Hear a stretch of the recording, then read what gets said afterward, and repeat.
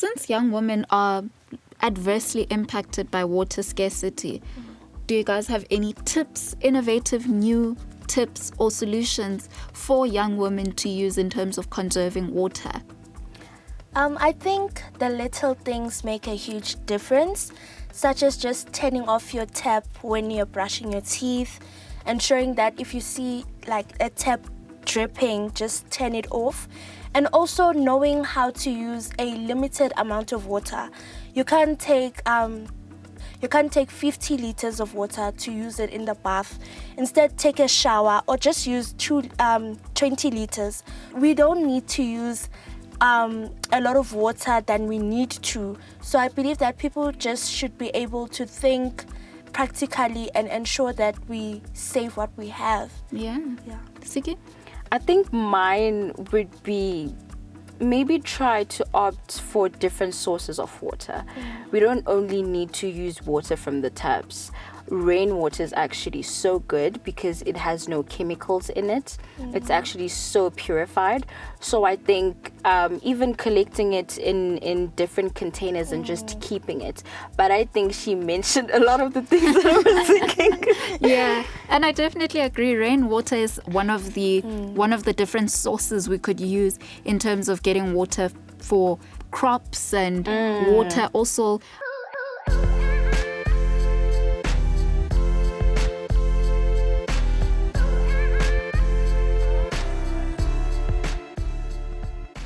Water, it's such an important and crucial resource in our everyday lives. We love it, we need it, we want to have access to it every single day.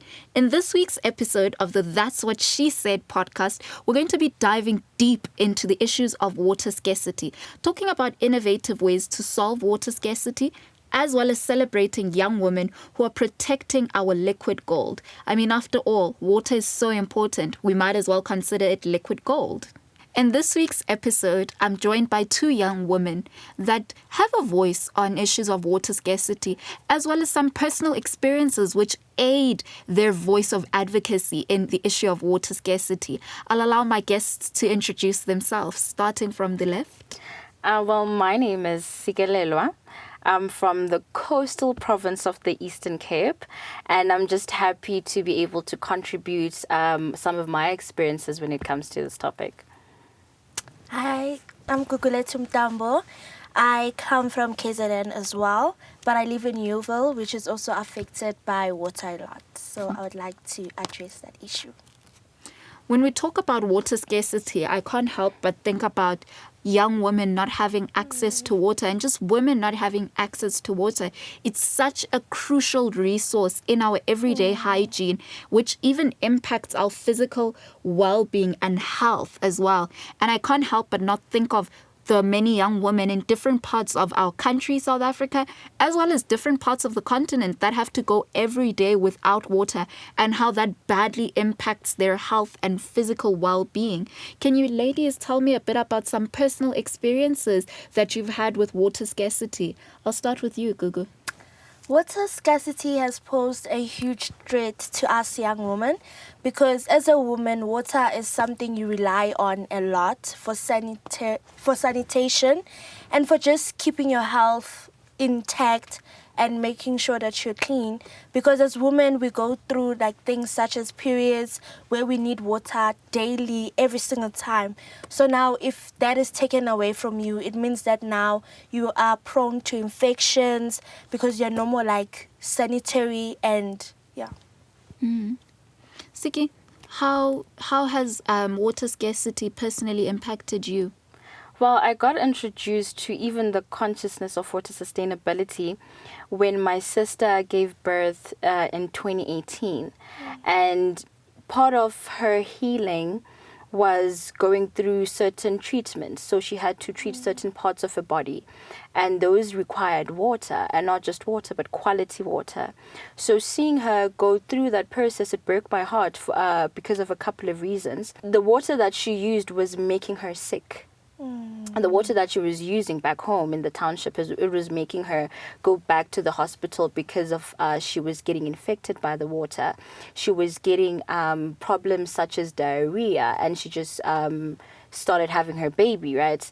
And then another thing is, I think sometimes we do forget that good hydration is not just for the healing process of the mother, but for the development of the baby as well. So that was my first rude awakening to how serious it is, the problem of scarcity of water.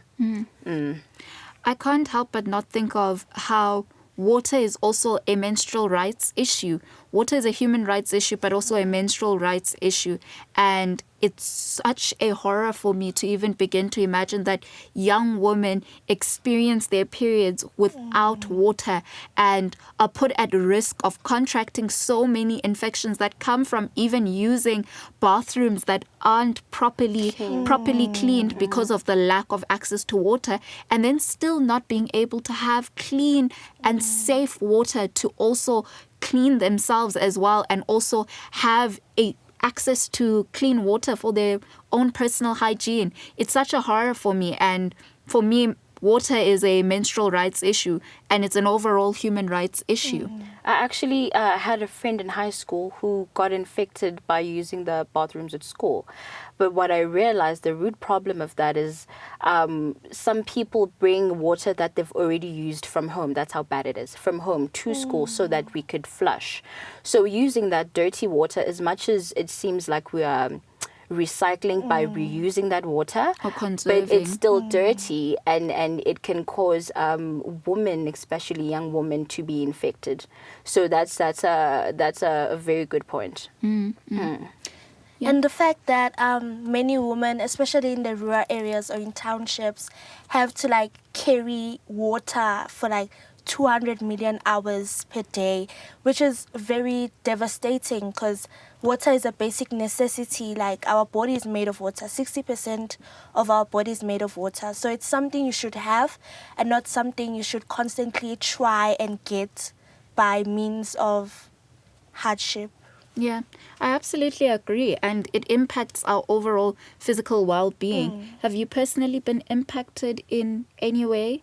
Living particularly in a time where now we not just only have load shedding in South Africa, but we also have water shedding, which is a new issue now. Yeah. It's a new challenge, water shedding. Have you personally been impacted living in Yeoville, possibly experiencing water shedding? Has there been an impact? Yes, there has been. So in Yeoville, water sometimes goes for days or like hours, and now we have to like find ways to get water, such as having 1,000 buckets at home, or we have to like use the water we wash our dishes with continuously. So sometimes we use it to flush the toilet, and if it's still clean enough, we use it to water our plants. So yeah.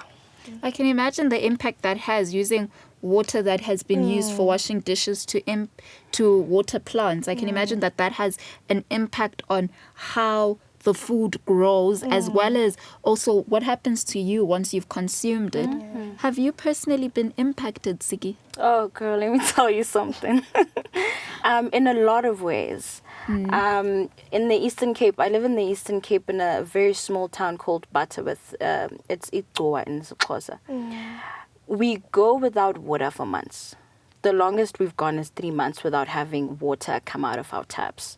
So even when I was in high school, and I've been living there for a good 8 years now.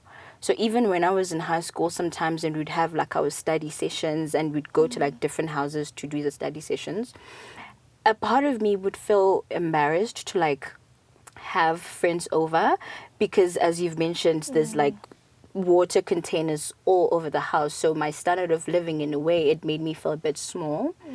And it also affected my skin. I have very oily skin, but when I go home, I know I'm going to have dry skin. Even to my digestive system, I have diarrhea when I get home. I don't like mentioning this, but it's a fact. Because you can't digest food properly within your body if you're not getting good quality water to sustain your body with. So it's just those things. And even having to travel long distances to get water, it drains me so much, especially living with someone old. It takes a strain on them. So those are like just a couple of reasons and my experiences.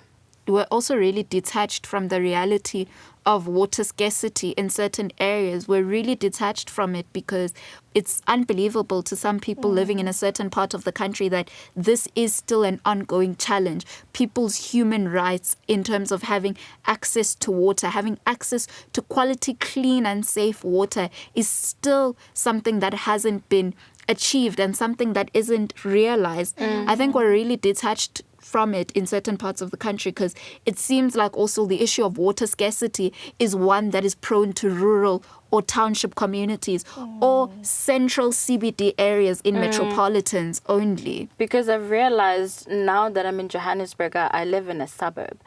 If we don't have water, it's only for a couple of hours. That for me is like luxury. I'm like, this is nothing to me. If I'm not going to have access to water for 2 hours, that's nothing. I go months without it. So yeah, I definitely agree with you on that. Being from coastal provinces, you're from KZN and you're from the Eastern Cape. What ways do you think, especially coming from a coastal province where the ocean is right there, what ways do you think that we could implement into our communities to conserve water as well as ensure that ocean water isn't polluted? Because when we talk about water scarcity and we talk about water overall, part of our liquid gold is our oceans and ensuring that our ecosystems in our oceans aren't harmed. A couple of things for me. I think one of the things that can be addressed when it comes to the shortage of water, specifically in the townships, because that's my experience personally, I think the distance needs to be addressed. You walk 5 kilometers to go get the water. You walk 5 kilometers coming back. See, in townships, there's subsections within townships. So I feel like the government should contribute with tanks, and not just your normal JoJo tanks, like huge tanks, so that people in every subsection, so that people don't have to walk long distances, more 10 minutes in order for them to get access to water. I'm very big with community engagement. I think the government is a bit lazy in the sense that the solutions that they are looking for are in the communities that are suffering. The solution is more probable to come from the community because they are the people that are experiencing these challenges. Yeah. Thirdly, I'm very big when it comes to educating people, especially educating young people.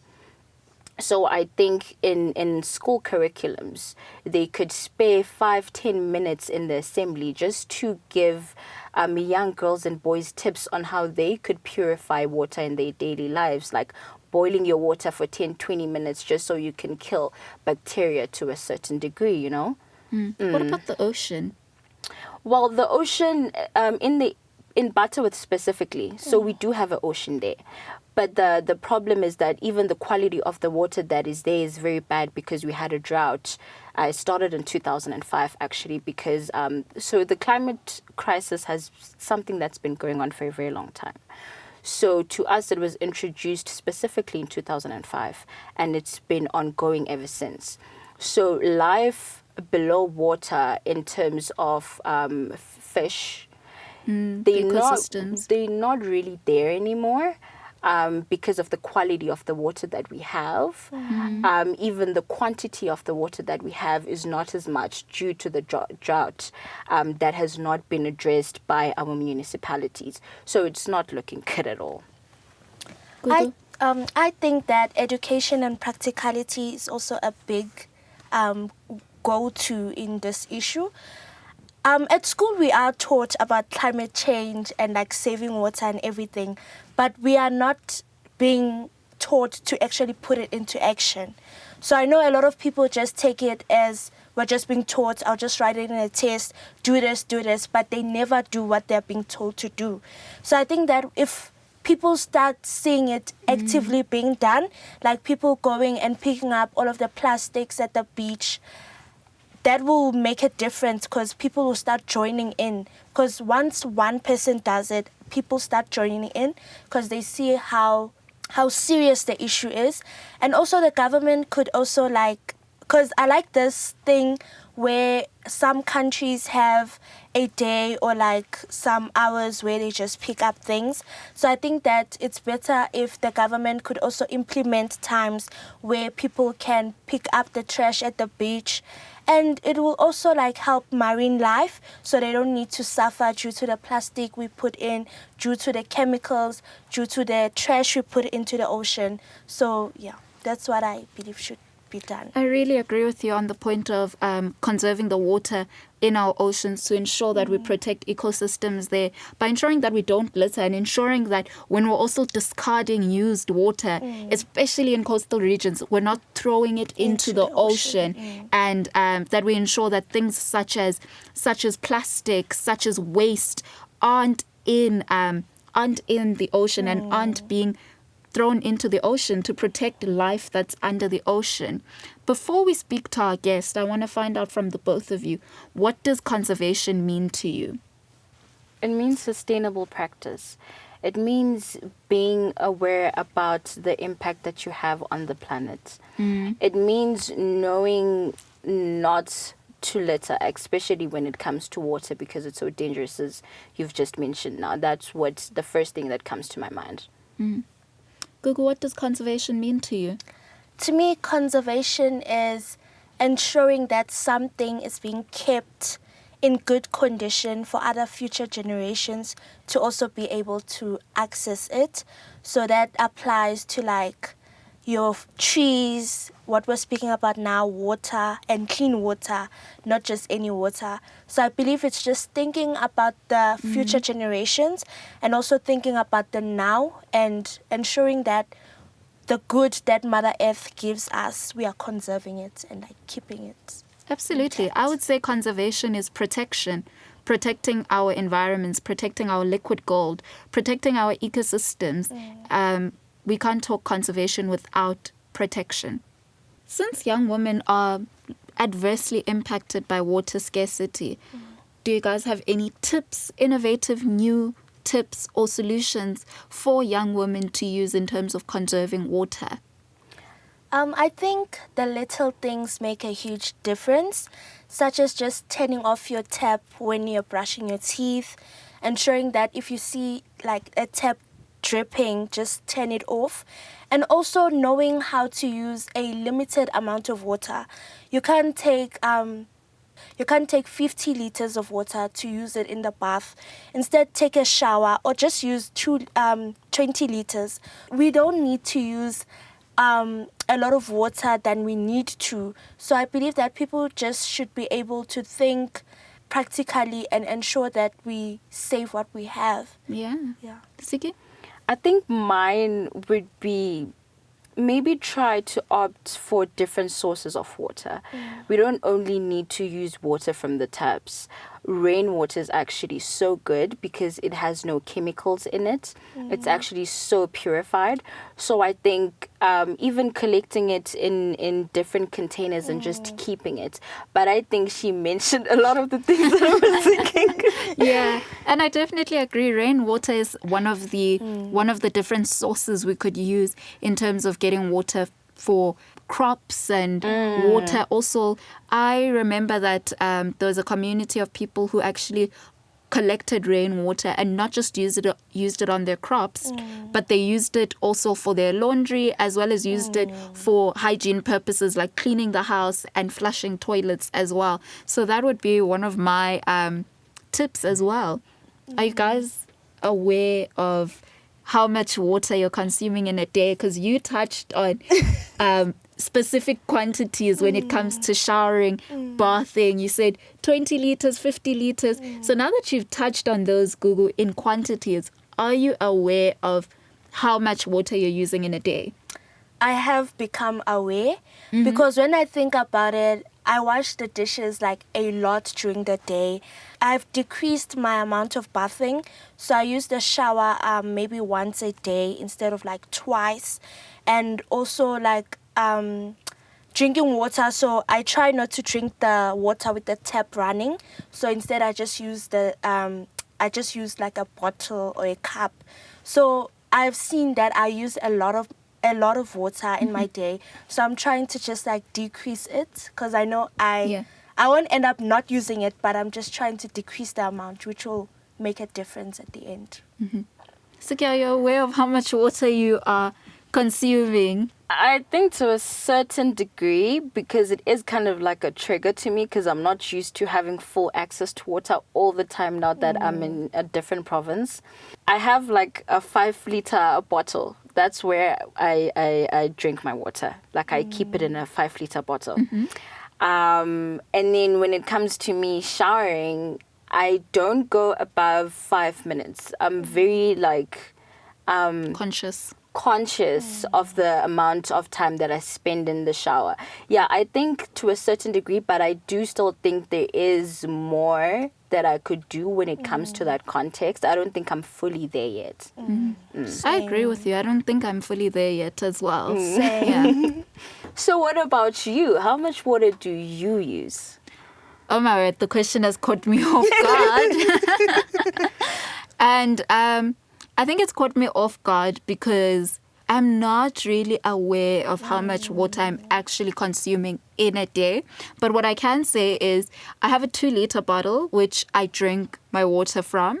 And in terms of consumption from either bathing or showering, I shower most of the time and I don't stay in the shower for longer than 15 minutes. I'm usually just like quick 10 minutes in and hop out. In terms of reusing water, I haven't also as yet found means to reuse water. I think maybe with the current weather, since it's been gloomy, it's raining almost every day, I think I could look into collecting some rainwater to clean with around the house. That's what she said. That's what she said. That's what they said. Ladies, we've talked so much about water conservation and we've talked about the challenges as well. But it is important to spotlight someone doing the work. For today, we actually have a guest who is a young woman who's passionate about aquatic conservation and is even doing the work. So she's not just passionate, but she's doing the work. And she's been involved in a couple of projects as well around aquatic conservation. Her name is Fashagba Sarah. That's what she said. Hi Fashagba, my name is Zulaikha Patel. It's such a pleasure to have you on the show today, and we're really excited to talk to you about water conservation as well as the work that you've been doing in aquatic conservation. And I'm joined by 2 guests who are young women that both have experienced the challenges that come with water scarcity, and that's aided their passion for advocacy in water scarcity as well as ways to conserve water. I'll allow my guests to introduce themselves. Hi, I am Gugulethu. And I am Siki. It's such a pleasure to talk to you today. I wanted to ask you, Fashagba, you have this deep passion for aquatic conservation. Where exactly did that passion come from and what sparked that passion? Okay, thank you, Zulaikha, for the question. Yeah, concerning my passion for water conservation, I must confess, I never went into the discipline intentionally. I would say it is unintentional because I always wanted to study medicine or microbiology actually. But unfortunately, I would say I was not given medicine. I then decided to apply for microbiology and it didn't work out. Then I was given fisheries and aquaculture.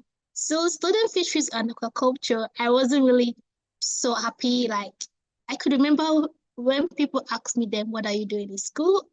I tried to ignore the question or say something else. At the 300 level, when I started with my departmental courses, I started to understand more about environment. Then I took some courses. I learned about the aquatic environment, the marine limnology. I noticed these courses helped me a lot. I had much idea about pollution, what is happening in the environment, how humans are actually affecting environment, and the need for conservation and sustainability. So basically, this was where I got my passion for aquatic conservation. From there, I took up volunteerism, participating in beach cleanup, just to contribute my quota to sustainability of the aquatic environment. Yeah, thank you. Now that you've talked about what sparked your passion, I'm really interested in your background and where you're from. Are you from a community that has experienced water scarcity? And in what ways have you been successful in possibly curbing water scarcity within your community and conserving water in your community?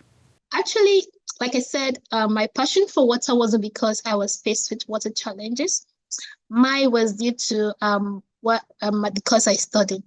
But then talking about being faced with water scarcity, I grew up in Lagos, in Nigeria.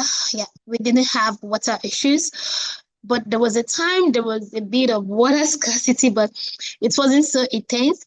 So basically, what we did then, I was still very, very young. We tried to adopt a kind of method known as rainwater harvesting.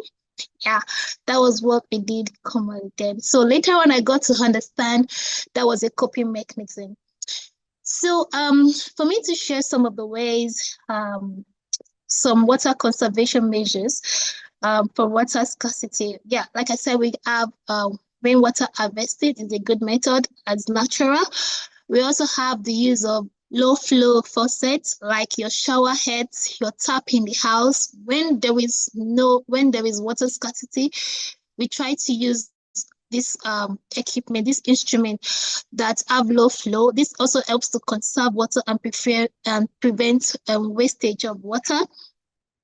Another important thing is to detect and also repair leakages, because when we regularly inspect our pumping systems, all this can also help us to prevent water scarcity, or in areas of water scarcity, it can help to also prevent wastage. One other important thing is education and awareness. When we educate people about how to use water, we go out there to sensitize the young people, the women, the male, how they use water, how to conserve water. This also helps us to conserve water, especially during water scarcity. One important thing again is policy. We need policy and regulation. This should actually come first, because in times of water scarcity, if there is no policy, this to be very bad. We need appropriate policies and regulations, both at the regional level, the national level, to help to save water. I'll hand over to Siki, who has a couple of questions for you around the projects that you're involved in. So firstly, I would love to give you your flowers. The volunteering work you've been doing around the world is truly commendable. So my first question is, what are some policies and regulations that you know of that have been put in place to protect vulnerable ecosystems but still maintaining biodiversity? Thank you. It's very important to protect our vulnerable ecosystem because they are, in one way or the other, provides benefits for everyone.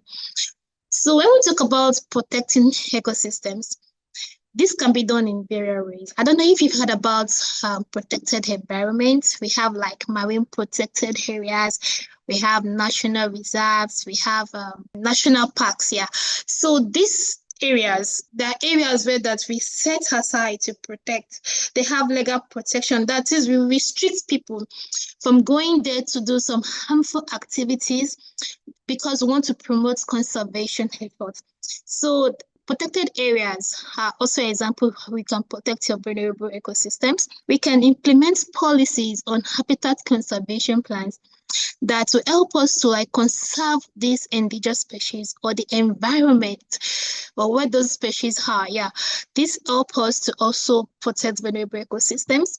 Also, in the field of marine, we have what we call marine spatial planning, which talks about arranging different activities, like the different activities, not in the marine environment, like in the coast. At the same time, we have people that come to fish, people that do the shipping, we have the tourism, we have people for conservation, for mining. So imagine all of these people coming together in the marine ecosystem. I don't know if you also heard about the laws we have, like the CBDs, the international agreements and treaties. All these are also very important. There are also policies which should be in place that can help us to protect our vulnerable ecosystem. Like the CBD is majorly meant for our biodiversities. I would say they actually center on bringing about different themes. We have different targets, and these targets all aim to actually protect biodiversity and ecosystem. So these are some of them. Yeah, thank you. Our last guest, Gugu, she's also got some questions for you. I'll hand over to Gugu. Thank you for the work you're doing. It's very motivating for a young woman like me. I wanted to ask that, do you think that as developing countries are now aware of the water conservation issue, do you think that we are close enough to actually maintaining and putting policies in place that will conserve water? Wow, thank you so much, Gugulethu, for that question. Talking about developing countries such as Africa, I wouldn't say we are not ready to implement water conservation. We are actually ready, but then what it takes to be ready, or should I say, what it takes for us to implement these measures is not there. I would say currently in Africa, we have some other situations at hand we need to attend to first before we dive into implementing conservation measures. For example, you talk about capacity building. When you come to Africa, we have the issue of lack of technical expertise. If you go to the institutions, you find the people who are supposed to be there are not there, basically because you put people in a position because they are your friends or family members and they don't have that required capacity. Or you come to developing countries, you find out that the infrastructures are not even there. They are if they are there, there will be sometimes worn out the whole infrastructures, or even the policies. Sometimes the policies you find are policies that are outdated. They're not even updated, or those policies are there and they're not even effective. So these problems are part of the things hindering us to actually implement all these the measures we need to put in place to conserve water. Because when we want to conserve, we need people with capacity, we need infrastructures, we need appropriate policies, we need to remove corruption from Africa. So we also need education. We need community engagement. These are the things we have to put in place for us to be able to implement water conservation measures. We need financing mechanisms in place. Yeah, this is part of what I can say. Thank you. How does one get to have access to movements that actually advocate for water conservation? I'm so happy you're actually interested to become a water advocate. So, because this is what we do, we try to sensitize people to come into the water area to advocate more for water conservation and sustainability. So just like me, when I knew I start to fall in love with water, let me put it that way, in my undergrad. So one thing I did first was attempt to educate myself. Yeah, I took time to go online to read about what it takes to go into the water arena. I had to look like, okay, what kind of course can I study, which is in the water sector? Then I had to find out that, oh, there is policy, water policy. That is nice. Then I was like, okay, I'm going to apply for this for my master's studies. I looked out for scholarships, looked out for good quality courses. I tend to take my education so serious. So the first thing you have to do is educate yourself and go for education. Try to build, because you have to read, you have to be knowledgeable about the field you're going to. Apart from educating myself, I volunteered. I make sure I look for an NGO. I looked for a youth volunteerism I had to do. When they call for people to do this cleanup, oh yes, I'm interested. I join them to go for beach cleanups. I try to participate in in like in the activities, just to like to make sure I am doing something for the environment, to contribute your own part. You have to change your habits in terms of plastic, in terms of contributing to climate change. All this, yeah, will help. I can also say social media. We all know like the Facebook, we have the TikTok. So these are platforms in which you can also use to advocate your love for the environment. You can just go online, write about things, how to protect the environment, share your thoughts, let people contribute. You can start like this, and before you know, through everything, people will then know you for what you love. You advocate for change. You find other people who are involved also in conserving water resources. You network with them, you work with them, advocate with them, you share your passion for water conservation, and you build networks. I feel this is a good way to start, and you keep learning and keep growing. Thank you. Thank you so much for joining us, Fashagba. We are all really inspired by your work, and please keep on doing the work that we need and continue to advocate for water conservation and continue to do your great work. Thank you so much for having me. I'm really grateful. It's an opportunity to share my activities. I'm really grateful. Thank you so much. That was an amazing conversation, I must say. She's Trudy. such an inspiring young woman. What were your takeaways, Siki? I think my biggest takeaways, it all really begins with you, and I know it sounds so cliche, but if you truly do want to make a difference, it needs to start with you, and that's why I was so impressed with her volunteering work, because she took it upon herself to understand it better and actually be part of the movement, you know? Absolutely. I think that what she's doing is very empowering, especially for the youth. The fact that she's volunteering, which people do not want to do these days. I think she is building a voice for us out there, and I think many people need to continue to do the work that she's doing. Yeah. I think one of my biggest takeaways was you have to start in your community, and often we don't need to wait for government or wait for some huge person who is involved in advocacy work or a public figure to spotlight the issue. Change is delivered by people, ordinary people who just want to change their communities and change their livelihoods. Change is created in your own small corner.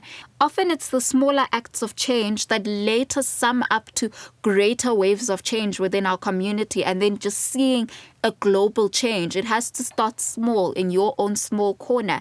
And we've talked so much about water conservation, and we've also touched on personal experiences and touched on how water really is something that impacts the livelihoods of young women.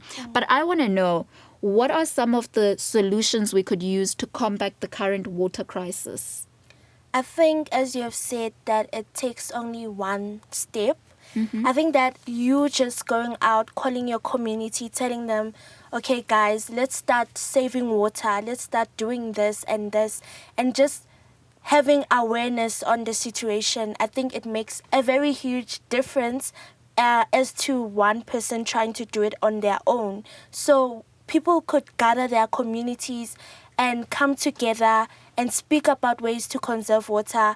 And as you have said, like put rainwater, have big JoJo tanks of rainwater, and not just wait for the government saying they'll do it for us, because we can see that sometimes they don't.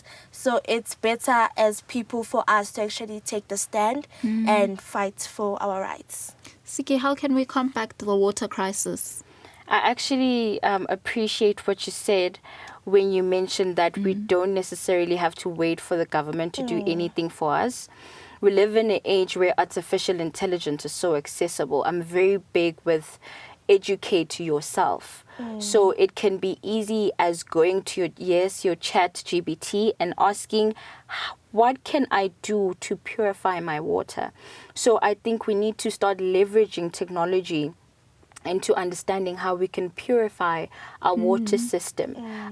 Even using technological devices such as UV sterilizers that can help you be able to detect when your water has bacteria or has been contaminated. And you can still use the same these same devices to purify your water. So you are it's like an ecosystem model. You know, it's one device that gives you all the input and the process help that you're going to need, you know. Yeah. No, I agree. Those are really great solutions to combat the water crisis. But as much as we're talking about how communities don't need to wait for government, but at the end of the day, it is a responsibility from government and people who are public servants to ensure that water as a human right is a human right that's realized for every single person in our country, whether be it in a rural, remote community or whether be it in a suburban region. There is a responsibility from government to come on board to ensure that not just water tanks are delivered, but to ensure that in any part of this country, someone can open a tap and clean water comes out. So I think that going forward, especially now that we are in an election year in 2024, it's important that water is made a priority as a critical resource in everyone's everyday livelihood, that government prioritizes ensuring that each person in this country has access to water when they open a tap. And there you have it. Water is our liquid gold. We can't imagine our lives without it. We love it. We need it. We want to have everyday access to it. So definitely don't forget to like, share, and subscribe and comment on this episode in the comment section. And stay tuned on all our social media platforms to see what are our upcoming conversations and stay in the loop with us on some of the guests we're going to be speaking to and some of the young women who are going to be sharing their views on the platform. And there you have it. Water is our liquid gold, so make sure you conserve it. Isn't that right, ladies? And that's what she said.